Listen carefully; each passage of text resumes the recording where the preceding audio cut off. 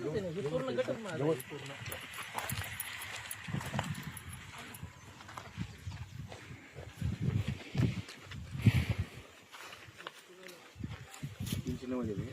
एकशे 19 390 तिकडे ह्याची शिवारामधलं आहे हे औरंगपूर 119 आणि रस्त्याची जी माझी अडचण आहे ती 390 शिरसा.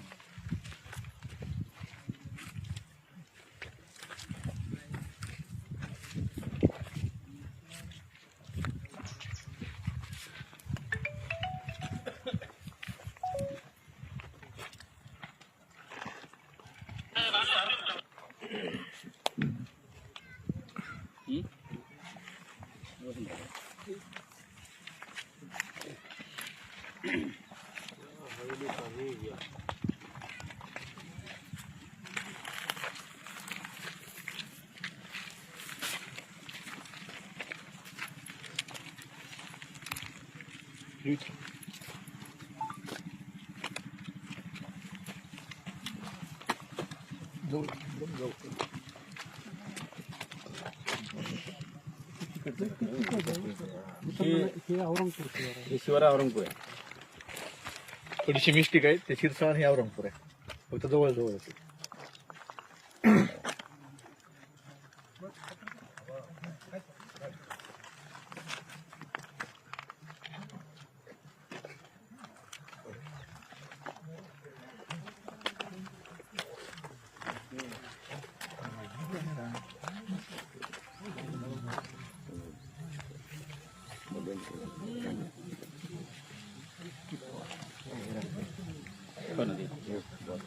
नाही ही तिकडे आहे. नाही ही पांढर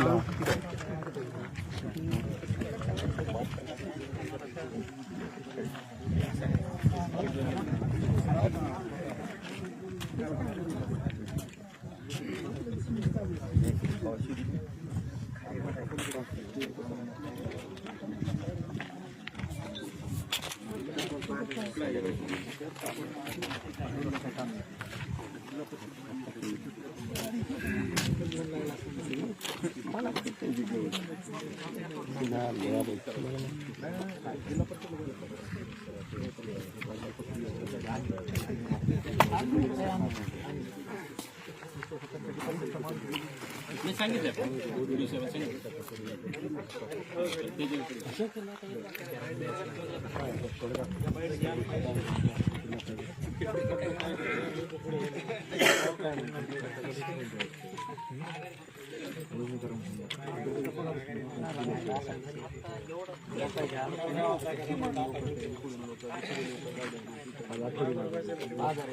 डिलिव्हरी पेशंट जर आलो नाही, जी प्रोसेस मला तिकडे माझा रस्ता अडवल्यानंतर चालू करायला लावली ती चालू करा नाही.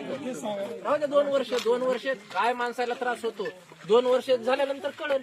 2 वर्ष मी शेत रस्त्यासाठी परेशान येतो, होऊ द्या तेवढा 2 वर्ष त्रास लोकांना. पण मला नियमानुसार रस्ता अडवला, मला अर्ज करायला लावला नाही तहसीलदार साहेबांनी. तसं नियमानुसार ज्याला त्रास व्हायला लागलाय, जे शेतकऱ्याला त्याच्या शेतात जायला रस्ता नाही त्याला अर्ज करायला लावा तहसीलदारांना. म्हणजे मला वेगळा कायदा आणि त्यांना वेगळा कायदा असं थोडंच चालणार आहे. कायदा सगळ्याला सारखाच असणार आहे ना.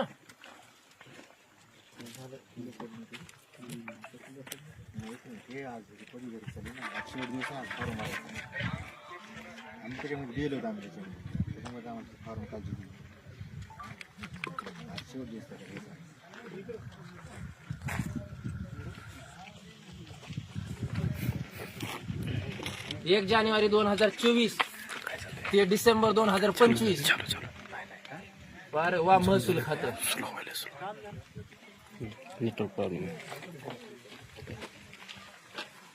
आज लय लवकर चेवा आला महसूल खात्याला. सकाळी 9 वाजता रस्ता अडवला ते 11 वाजता महसूल खातं इथं शेतात आहे. आमच्यासाठी महसूल खातं नव्हतं शेतामध्ये. आमच्या ज्यावेळेस शेताचे रस्ते अडवले त्यावेळेस, कारण ते तहसीलदारांचा जवळचा नातेवाईक आहे ना, म्हणून महसूल कर्मचाऱ्यांना कसं येऊ वाटेल. गरीब शेतकऱ्यावर बरोबर येतात त्रास द्यायला, गरीब शेतकऱ्याला दाबदाबाला दडपशाही करायला.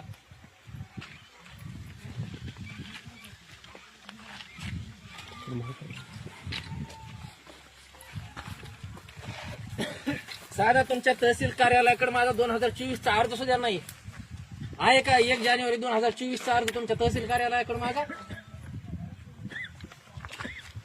4/1/2024 चा अर्ज, तुमच्या तहसील कार्यालयाला सुद्धा अर्ज नाही, तुमचा तो ओसी माझ्याकडे, आणि त्याच्यामध्ये हे केलंय, तलाठी मंडळ अधिकाऱ्यांना पत्र दिले.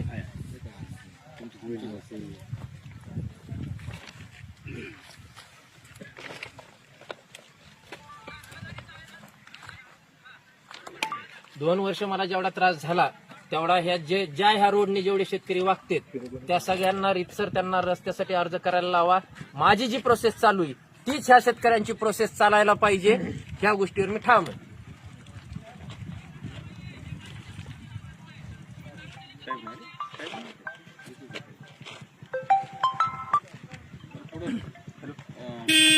सुशिक्षित आहे आणि कायद्याच्या मार्गाने आपल्याकडे मागणी करतोय, तर थोडं प्रशासनानं सुद्धा थोडी गांभीर्याने दखल घेऊन थोडा विषय मार्गी लागावा.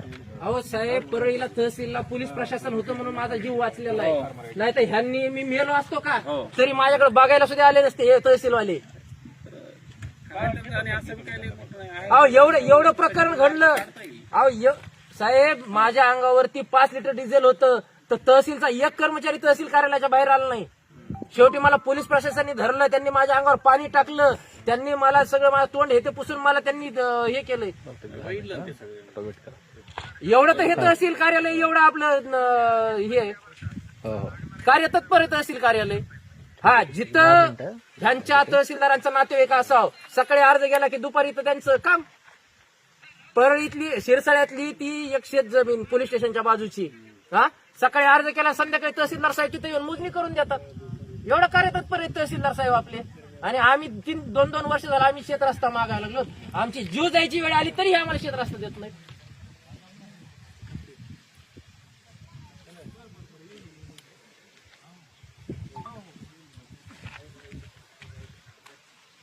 सगळे शेतकरी इथं आहेत. नियमानुसार ज्या शेतकऱ्याचा रस्ता मी अडवलाय त्यांनी तहसीलला जायचं, अर्ज करायचा, तहसीलदार त्याच्यात तारीख ठेवतील, तहसीलदार त्या तारखेला मला नोटीस काढतील, त्याच्यानंतर मी नोटीसला हजर व्हायचं का नाही हजर व्हायचं हा माझा प्रश्न आहे.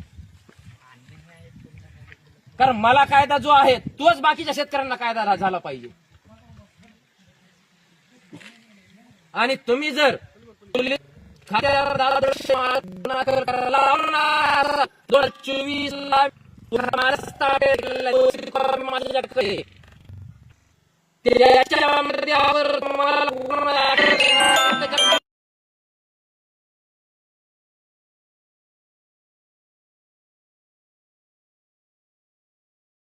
त्याच्यामध्ये डिपार्टमेंट विरोधात हे तुमच्या समक्ष सांगतोय.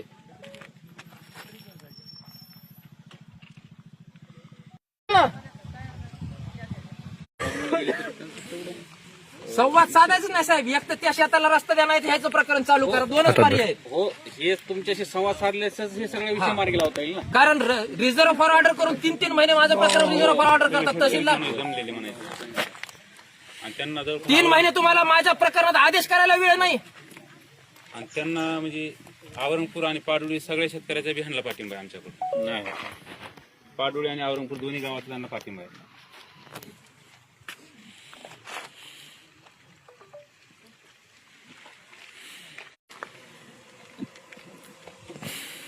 आणि एक सांगतो तुम्हाला, आणखीन पण हात जोडून सगळ्यांना सांगतो, जर माझ्यावर तुम्ही काय बळजबरी काय हे करण्याचा प्रयत्न केला, तुम्ही जेवढे आलात त्या सगळ्यांचे नाव लिहून मी आत्महत्या करील आणि त्याला सर्वस्वी जबाबदार तुम्ही. आता तुम्हाला सांगायला लागलो, तुम्ही